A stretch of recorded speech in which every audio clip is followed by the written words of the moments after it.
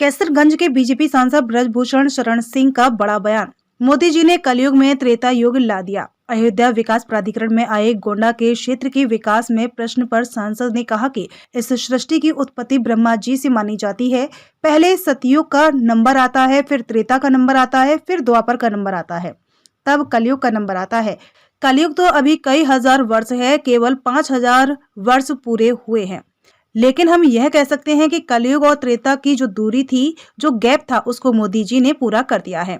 और 22 जनवरी जैसे जैसे नजदीक आ रहा है, हम कलयुग से त्रेता युग में पहुंच रहे हैं। ऐसा माहौल देश के अंदर बना हुआ है।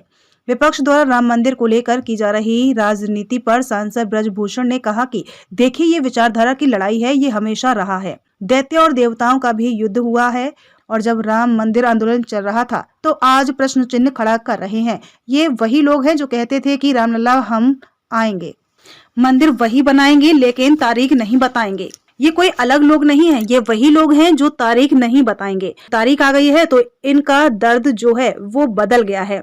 और ये कोई आज की बात नहीं है, ये सदियों से विचारधाराओं का संघर्ष रहा है।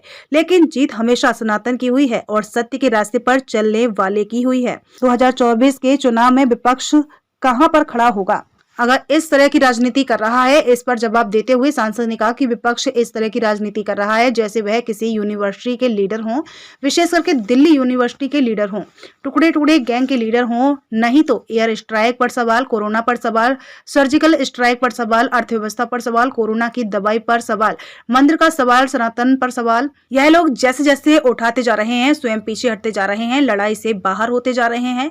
यह लड़ाई से बाहर हो रहे हैं।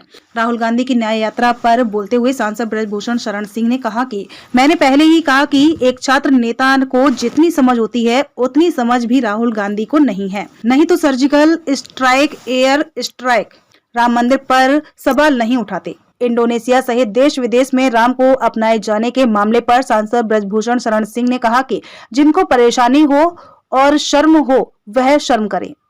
कलयुग में मोदी जी ने त्रेता युग ला दिया है। 22 तारीख को त्रेता धरती पर आने वाला है। अपने जन्मदिन के अवसर पर नंदिनी नगर में आयोजित बृहद स्तर पर आयोजित युवा ज्ञान शक्ति संगम समारोह में शामिल होने के बाद मीडिया से मुखातिब होते हुए सांसद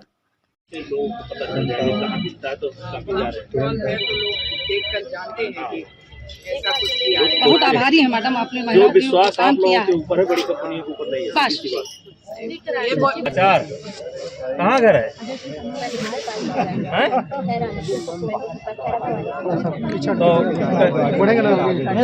अरे रुक जा भैया, अरे इधर बिकता है नहीं, जितना बनाती है सब बिक जाता है। नहीं ना बिके तो हमें बताओ। ठीक है, क्या बेटा क्या बनाती है? अचार मम्मी बनाती है। मम्मी, तुम किस क्लास में पढ़ती हो? मैं 9th क्लास में। इधर आओ, आइए बेटा। अच्छा उसमें क्या गया? अच्छा वाला उधर देखो, सामने। Thank you. बहुत अच्छा। ये तेल कैसे बनाते हो? नहीं नहीं, कैसे ये बता। तैयार कर छोटा रोने का डिस्टर्ब हुई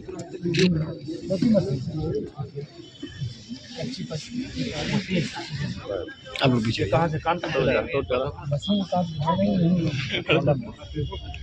एक जो है देखते हैं जिस तरीके से और लोग पार्टियां। हम अयोध्या विकास प्राधिकरण क्षेत्र में खड़े हैं, तो ऐसे में 22 तारीख को बृहद कार्यक्रम है, ये रामलला की प्रतिष्ठा होगी। विकास किस तरह देखते हैं आपकी जो 84 कोसी परिक्रमा क्षेत्र के अंतर्गत या अयोध्या विकास प्राधिकरण के अंतर्गत जो क्षेत्र आ रहे हैं उनका विकास कैसे? देखिए, ये सृष्टि जो है की उत्पत्ति ब्रह्मा से मानी जाती है। पहले सतयुग का नंबर आता है, फिर त्रेता का नंबर आता है, फिर द्वापर का नंबर आता है, फिर कलयुग का नंबर आता है। और कलयुग तो ऐसे अभी कई हजार वर्ष हैं, केवल 5000 वर्ष पूरे हुए हैं। लेकिन हम ये कह सकते हैं कि कलयुग की और त्रेता की जो दूरी थी, जो गैप था, उसको मोदी जी ने पूरा कर दिया है। और 22 जनवरी जैसे जैसे निकट आ रहा है, हम कलयुग से त्रेता युग में पहुंच रहे हैं। ऐसा माहौल देश के अंदर बना हुआ है। तो विपक्ष द्वारा उल्टी राजनीति करना किस दिशा की राजनीति है? राम मंदिर को लेकर उल्टी राजनीति करना। देखिए, विचारधाराओं की लड़ाई है, ये हमेशा रहा है। दैत्यों का और देवताओं का भी युद्ध हुआ है।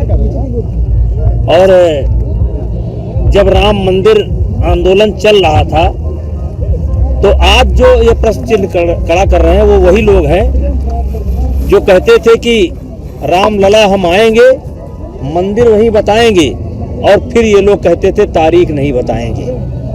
ये कोई अलग नहीं है, ये वही लोग हैं जो तारीख पूछते थे, तारीख नहीं बताएंगे। अब तारीख आ गई तो इनका दर्द बदल गया। और ये कोई आज की बात नहीं है, सदैव विचारधाराओं का संघर्ष रहा है, लेकिन जीत हमेशा सनातन की हुई है और सत्य के रास्ते पर चलने वाली की हुई है। तो 2024 में किस तरह की विपक्ष करेगा? तो 2024 का चुनाव बिल्कुल सिर पर है, कहाँ खड़ा रहेगा? देखिए, विपक्ष ऐसा राजनीति कर रहा है जैसे वो किसी यूनिवर्सिटी के लीडर हो, विशेष करके दिल्ली यूनिवर्सिटी के लीडर हो, टुकड़े टुकड़े गैंग के लीडर हो। नहीं तो एयर स्ट्राइक पर सवाल, कोरोना पर सवाल, सर्जिकल स्ट्राइक पर सवाल, अर्थव्यवस्था पर सवाल, कोरोना की दवाई पर सवाल, मंदिर पर सवाल, सनातन पर सवाल। ये लोग जैसे जैसे उठाते जा रहे हैं, ये स्वयं पीछे हटते जा रहे हैं, लड़ाई से बाहर होते जा रहे हैं, ये लड़ाई से बाहर हो रहे हैं। सांसद जी, आप राम यात्रा पर हैं, राहुल गांधी न्याय यात्रा निकाल रहे हैं। देखिए, मैंने पहले ही कहा है कि एक छात्र नेताओं को जितना समझ होती है उतनी समझ भी राहुल गांधी को नहीं है। नहीं तो surgical strike, air strike, Ram मंदिर। नेताजी संघर्ष करो, हम आपके साथ हैं। नेताजी संघर्ष करो। कहाँ संघर्ष होता है? संघर्ष नहीं है। जिस प्रकार से इंडोनेशिया कहता है कि राम हमारे पूर्वज हैं, देश विदेश में हर जगह लोग राम को अपना रहे हैं, तो ऐसे कौन से लोग हैं जिनको राम को अपनाने में शर्म महसूस हो रही है? जिनको परेशानी हो, शर्म हो, वो शर्म करें। कलयुग में मोदी जी ने त्रेता युग ला दिया।